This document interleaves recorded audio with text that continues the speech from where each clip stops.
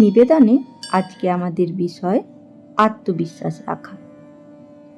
প্রতিদিনের জীবনে কত সমস্যা, কত বাধা আমাদের সামনে আসে, কিন্তু এই একটি মাত্র জিনিস থাকলে আমরা সব কিছু করতে পারি। সেটি হলো আত্মবিশ্বাস। শ্রী শ্রী ঠাকুর রামকৃষ্ণদেব বলেছিলেন, যার নিজের ওপর ভরসা নেই সে কিছুই করতে পারবে না। মা সারদা দেবী এই প্রসঙ্গে বলেছিলেন, নিজের উপর আস্থা রাখো, তবেই তোমার কাজ সফল হবে। জীবনের প্রতিটি কাজে নিজের ক্ষমতার ওপর বিশ্বাস রাখতে হবে।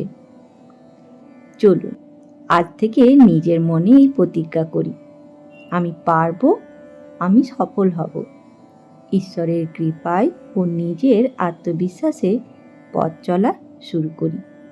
ধন্যবাদ। জয় ঠাকুর, জয় মা।